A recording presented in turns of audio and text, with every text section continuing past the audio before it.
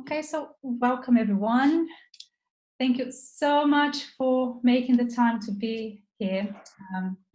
I think that it takes a lot to, after a busy day of work, or if you have children at home that need to be fed and put to bed and take bath and all of that. I know it's never that simple and easy to take a few minutes away to join us and discuss home staging for a few minutes, but we really do appreciate that you're here and I hope you enjoy it.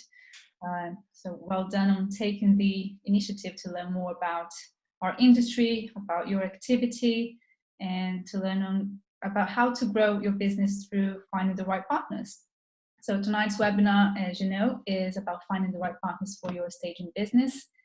And we all know how partnerships are, they're just so important for any business, but I think for home staging specifically, everyone struggles at some level to reach that one partner that would be a game changer.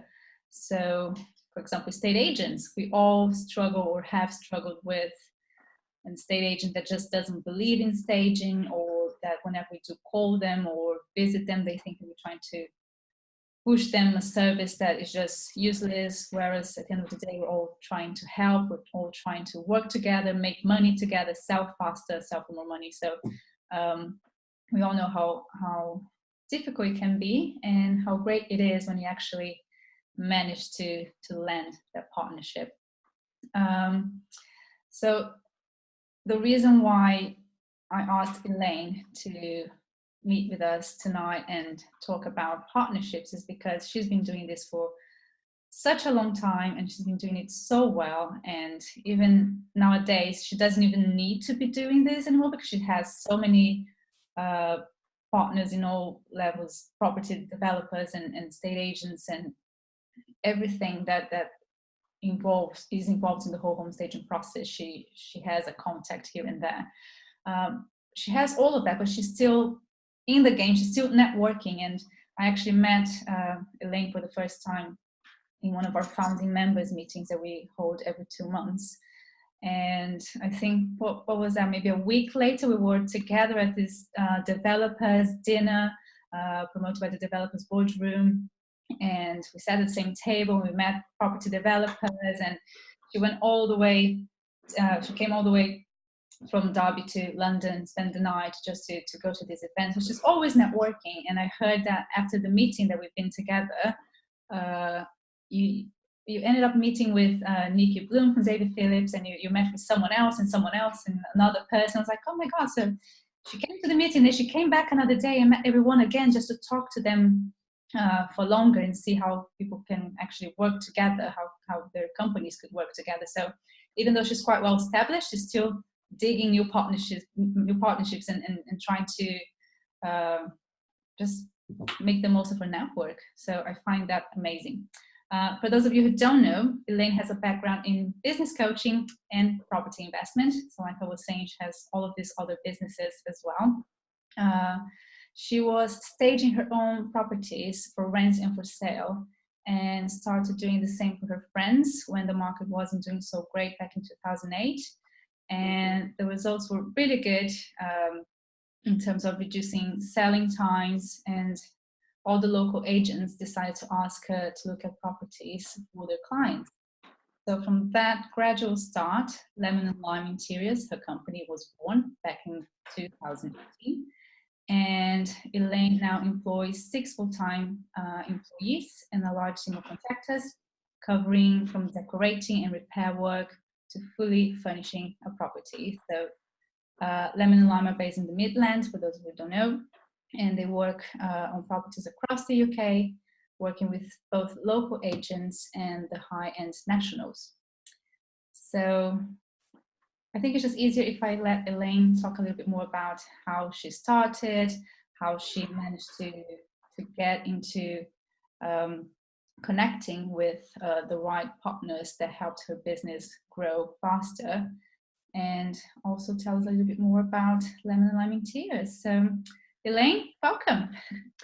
Thank you very much, Paloma. Thank you very much. That's a lovely introduction. How I'm going to live up to that, I'm not quite sure. I'm sure you can. And thank you all for joining us this evening. As Paloma says, we do recognise that after a long day at work, and for those of you that have got families and friends that you want to be with this evening, for taking a little bit of time out of your busy lives to join us this evening. So thank you very much for that. We really appreciate it. And hopefully you'll learn something by joining us this evening. So I think Paloma's hanging on to questions. Yes. And we'll come to those. I'll talk a little bit about what we do and how we started in business, and in particular about how we started finding the right partners for the business. And then from there, I'm more than happy to answer questions as we go, as we come towards the end of me just chatting about it. So Paloma's storing those up for the moment. So as Paloma said, originally I was, I am still a property investor. I have another business which we continue to do business coaching, excuse me, and we do culture change projects in big businesses, particularly police forces. So I'm kind of got multiple businesses, and exactly as Paloma says, that what I enjoy doing in all of those, and the theme that runs through all of those, is the people, and chatting to people and working out very much how to connect people with one another, for everybody's benefit, really. And that's been a huge advantage in this business, because, you know, as most of my team would say to you, that actually I swan in and out of the office, and then I go off and find somebody else to drink coffee with. So that's kind of largely how we get more partners. I drink a lot of coffee. So just moving, if I can just, oh, hold on, let me just move this presentation, which is now stuck itself. There we go. So I think you've got in front of you just a cheerful picture from last summer, when the weather was glorious, of my team. Kirsty, who's sitting next to me there, is my project manager. Kate does much the same job as I do in the business. And one of the real key things for us as a business is that I knew Kate through my own properties prior to her joining us in the business. And when I met her, she was running an office for Knight Frank locally. She then moved to another local independent agent, quite a big local independent agent, got fed up with that. I just had coffee with her every now and again, you know, we went out socially. And when I knew that she was just a bit fed up with what she was doing, although it wasn't the right time for the business, because I knew I couldn't afford her, I said to her, you know, do you want to come and join me? And she jumped at the chance. So that's been one of our lucky breaks, if you like, and I'll talk about other lucky breaks as we go through the presentation. But Kate was definitely a lucky break, because she, in employing an estate agent rather than a stylist, that brought with it huge number of you know, just a huge network, which was really valuable, is really valuable to us. So how did we start with agents? I was doing this exactly as Paloma said, particularly for my rental properties, for occasional sales, back in 2008, 2009, when the market was horrendous, and it worked. And then gradually, and the property on the left there was property that belonged to a very good friend of mine who had moved to Budapest with her family. The property had been rented for a number of years, and I happened to drive past. I'd moved out of the village by that time. I happened to drive past and notice that it was on the market. I knew she was going to market it. I didn't know the timing of it. And the garden was overgrown, and it just looked like a really sad house. And I phoned her in Budapest and said, you know, for heaven's sake, you can't possibly put the house on the market looking like that. And she said, well, I haven't got time to sort it out. You know, sort it, you know, you do it. And we did that one pretty much at cost for them. And it sold in January 2012. It had only been on the market for a couple of months. And it had competing offers, and eventually went for about 60,000 over what the agents were expecting to get for it prior to us coming along. So that was when I began the conversation with a good local agent, to say, that's interesting. Do you think there's any mileage in me doing this, in doing this on purpose rather than by accident? And they said, don't know. Probably can't sell it to our clients, but, give it a go. So I said, okay, yeah, that's good. They were somehow receptive. They didn't say no straight away. No, they didn't say no, but they didn't say yes either. So, I'm great. If a door is just kind of open a tiny crack, then I'll shove my size 8s through it and kind of follow on quite cheerfully. And then this next house was another friend, actually. They'd had a buyer who then pulled out very suddenly, very dramatically, and it was all horrible because they'd already moved on to something else, and that was difficult financially. And we then went in, and so there was no furniture in it, nothing. It looked very, very tired. And we went in and did a bit of decorating, and in fact we didn't put very much furniture into that one. We just staged a couple of rooms, and it went back onto the market.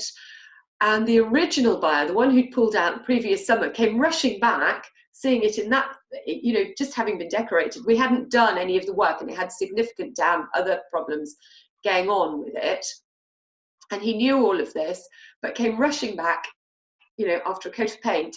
And my friend, very canny businesswoman, said, I'm not playing with you anymore because you'll pull out again. And he said, yes, but I'm going to pay you more now because I really like it. And so it then went for 30,000 more than it had done before we'd been involved at all. So she was highly delighted, which was a good story. And then at that point, that was 2 different local agents. And people were then just beginning to say, I wonder whether, is there any point in this? And really then for probably 2 or 3 years, I continued to do this as a kind of hobby lifestyle business, if you like, where we were probably staging one house, on average about one house a month. And it was basically me and my friend Linda, who still contracts for us. And we would go in and, I painted kitchen cupboard doors. It's not really my strength, painting anything, but I'm much better at swanning in and saying, could you paint the kitchen for me, please? But, like at the early stage of any business, got stuck in at that level. And gradually the properties started coming in. More of the local agents started to phone us. I then had a very kind of important in my business world, very important conversation with one of the local architects, a guy that I knew quite well through my own properties, and I very much trusted his view. So I phoned him and said, can I have coffee? I need a mentor. Could you just talk me through this? And at that point, he said to me, Elaine, if you're going to do this, then you've got to decide if you're going to carry on doing it as a hobby, or if you're going to actually make a proper business out of it rather than a lifestyle business. What do you want? And I went away and thought about that quite hard, and then came back and said, right, okay, this is what I want to do. And both he and another agent that I'd been dealing with for a while said, okay, you've got to decide then exactly what you do, what you're selling, and who you're selling to. And then, of course, there are a few, like anything, there are a few lucky breaks. So I had been trying to get in contact with the local guy who I knew owned several of the Fine and Country offices around us. Mm-hmm. They had quite a high market presence around us. They kind of fitted with what I believed our brand was, and had targeted him and said, can I come and talk to you? And couldn't get past his PA, who continually said no. And then he eventually, through his PA, said, well, what do you do that's different to anybody else? Why would I bother talking to you? And I went, the way that we all did. That. And then very luckily, this property here was owned by the parents of a friend of one of my daughters. And I happened to rock up at this house to collect my daughter from a party when I'd been painting kitchen cupboards in one of my very early properties. And Sue, who owned the house, bless her, said to me, well, what do you do? We didn't know one another very well at that point. What do you do? And I said, well, you know, what I'm actually doing right now is blah, blah, blah. And she then phoned me 2 years later. She remembered that conversation. She phoned me and said, are you still doing that? How's it going? I've got 3 teenagers. We're relocating down to Oxfordshire, and I really need to get this house sorted, and I'm never going to do it myself. Both she and her husband had very busy jobs. 3 teenagers, dogs, you know, the whole lot. Can you come and sort my house out? So, you know, being me, I said, absolutely, of course we can, you know, that's not a problem. And found a team of friends that I could kind of turn up with, and sorted it out in the way that I thought it ought to look. It went on the market for 2.5 million. And she then chose to market it through Fine and Country. And they had an open day, and I just made sure that I was at the open day, so that I could, you know, and I was actually literally at the open day making tea. You know, I said to Stu, well, look, you don't worry, you can chat to your, you know, to your prospective buyers. Your agent can come and, you know, show around or whatever, and I'll just make tea for anybody that wants tea. Yeah. So that was fine. I made tea, and of course, you know, the agent then said, I gather you helped get this ready for market, and I said, yes. He said, it's very polished. And here's my business card. And they've used it ever since. So, so sometimes I think, you know, getting to an agent through a vendor, it's not the only occasion that it's worked for us. Several occasions that's happened where there's been an agent that we want to talk to, won't talk to us for, you know, just don't want to talk to us. You know what it's like. And we've luckily found ourselves in the position of one of their vendors or potential vendors coming directly because the vendor was looking for a property staging service. You know, I'm not one to miss an opportunity, so completely capitalized on those things, saying, well, look, you know, now we've done it for one and you've sold it well and it's worked, then you know, can we come and talk to you? And generally, you know, once you've kind of got your foot through the door, they don't necessarily use you regularly, but you know, if they start to use you, then that's you know, then that seems to work. Did you offer them any commission or any sort of? No, interestingly, to start with, several of them asked, and I mean, and bear in mind at that point we were the only people doing what we do in that area at all. And so I just said to them, look, it's a win-win. You know, we get the business, you refer people, we get the business, you get a property that then you can sell for more money more quickly, all the normal stuff, and your fees will be higher.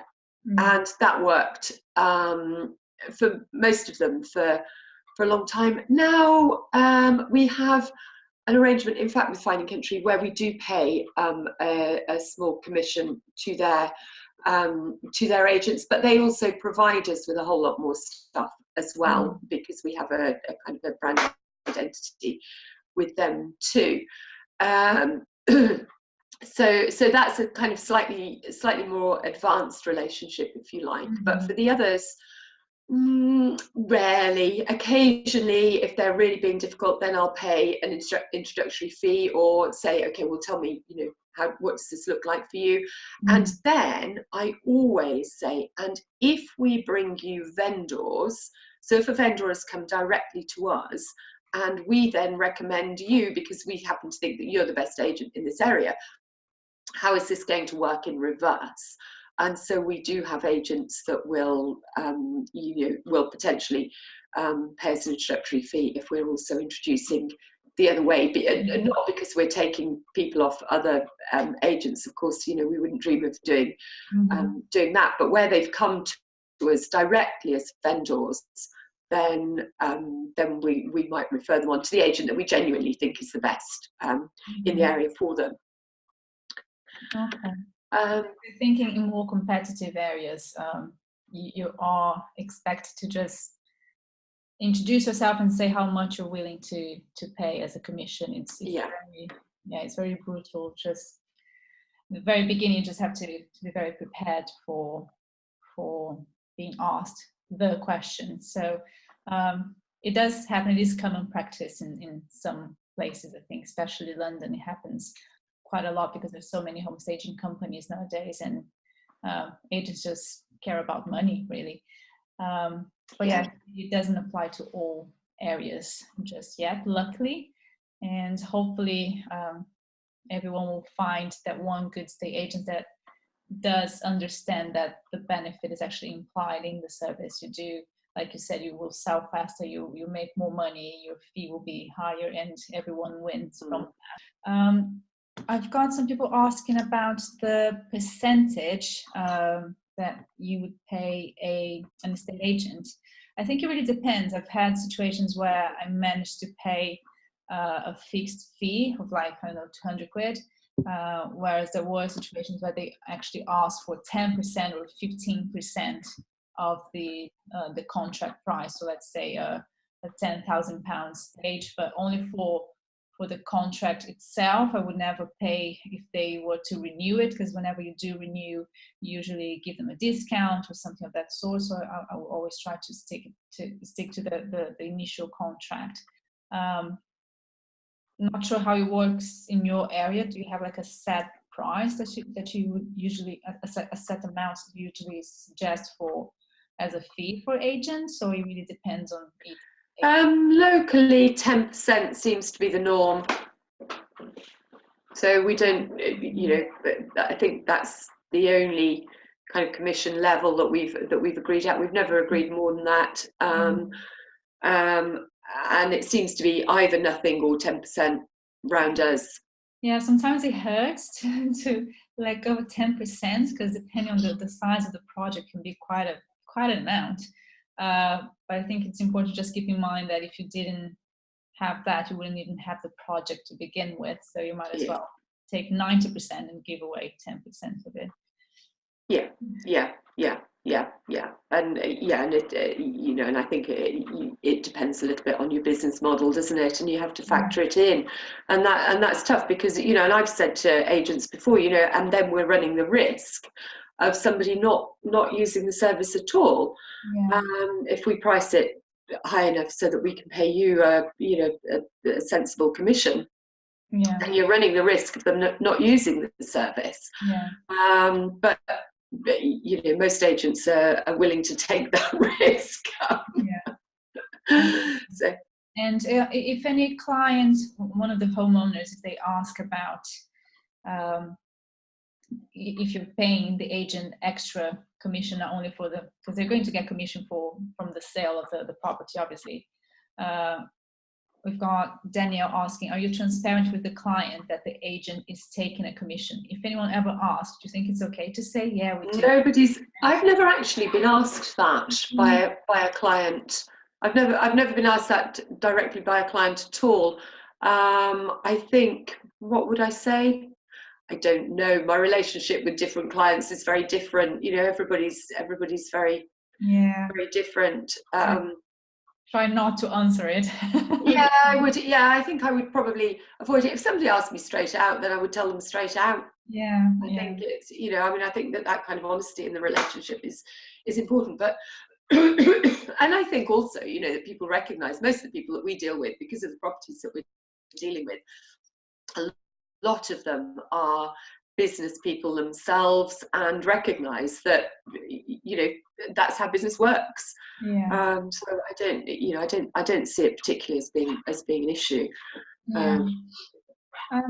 Elaine, I've got someone else asking as well. How do the agents make the referral to their clients? Is it usually like leaflets or conversation? Do you think it's a little bit of both? Yes, I've got this is a picture of some of our marketing literature here. So this is about what we do now. That's a good prompt. We've got obviously business cards. We have some kind of A5 flyers that work for agents to put into their pitch packs when they go out to see a potential new instruction for the first time. These are before and after brochures that have kind of case studies in the middle and then just lots of pictures. These are things that we put into new build properties that kind of showcase the furniture that we do as well, in case we've got people buying a new build that also want to buy some furniture. So we have all kinds of different literature, and basically we'll create, if an agent says to us what we need is, then we'll look at how we can create that for them so that they've got what they want. In terms of the conversation, what we ask is that an agent doesn't try to explain anything about what we do to their client. We ask them simply that we are part of their overall offering as an agent. So, for example, as part of us taking on your property to sell, what we will offer you is a consultation with our excuse me, with our property presentation experts, and that just comes as part of the agent's package. And from there, they will advise whether there's anything that they think that you might be able to do before your photos are taken or before your marketing. Now, the kind of flip side of that is that we always do the first consultation without making any charge. So I'll go out and see properties, or Kate will go out and see properties, and we don't charge for that. And we are effectively giving away quite a lot of intellectual property, for want of a better way of putting it. So we're giving people lots of top tips, lots of, you could do this, you could do this. And I then follow that up with an email report, which I copy into the agent as well. Now, the reason for doing that is that A, we know that we win more business than we don't win, and B, we are much more interested in helping the agents that we work with than the individual vendors. Shall we move on to the... Yes, I'm really conscious of time because we're kind of... And I know that going on from here, we'd spoken about this, and then Paloma, you've put together in a very kind of straightforward way, basically some top tips for finding partners, which I think are largely what I've been talking about. So target who you want to work with, finding a name and kind of personal email. They're never in first thing on a Monday, and they're never in last thing on a Friday, because they're either doing viewings or they've cleared off for the weekend. And again, I don't talk about anything that we do very much on the phone. I just say, can I come and see you? And that seems to work much more effectively. I'm not sure why this, here we go. And I think these are really absolute basics, but it's astonishing in the estate agency world how many of them don't do this, and how many of them actually appreciate the fact that you do. You turn up on time, you return phone calls, you return emails, in a really timely fashion. Portfolio is really important, be able to showcase what you do. Professional photography is absolutely without question, and we don't do that ourselves. We work with a local professional photographer who does all of our photography, and if we go in and do something, we will always say to the vendor, don't care who your estate agent uses, we would strongly advise that this is who you use, because he takes the best photos in the area. And then we'll just scroll down a bunch of photos and say, look, you can see. And I think this is the important bit, really. You're not selling your ability to make houses look nice. That's kind of irrelevant in the estate agent world. What you're selling is the fact that they can achieve higher fees and more quickly. And I have a question of my own. This is a hard one. So I won't scare you away. No, I was just thinking, looking back, what do you think would be the one thing you would not repeat when it comes to establishing new partnerships? And well, it's actually two questions. And what would be the one thing that you think, yeah, that was a great move, and this is my advice for everyone who wants to find the right partnerships for their business? So the one thing that you just wouldn't do, maybe, oh, I spend too much money in chocolate biscuits, it was just useless at the end of the day. You can't spend too much money on chocolate biscuits, not possible. I think the one thing that I would do first, which would save a huge amount of time, is to think about who I actually want to be working with. So in other words, what type of properties I want to be staging. I would look very much in the area that I want to be working in, see who's doing what, and say, you know, this is what I want to do. I think I spent far too much time drinking coffee. And I just remember one agent in particular who was kind of low end and spending just a long time trying to get through his door. And when I got through his door, he just had files absolutely stacked up, wall-to-wall files, and the whole place reeked of smoke. And I thought, if I just done my homework beforehand, then I would never have gone there, because he's never going to get what I do, you know. Yeah. So I think I would just do a bit more homework first about who the agents are locally, and who I actually want to work with.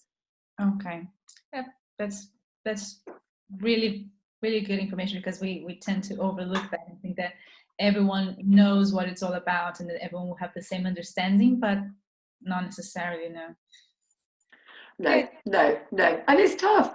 It's tough, and I think that being persistent, being continuously cheerful about it, and you know, even if somebody doesn't want to use you this week, it doesn't mean that they won't have a property next week, yeah, where they suddenly think about you.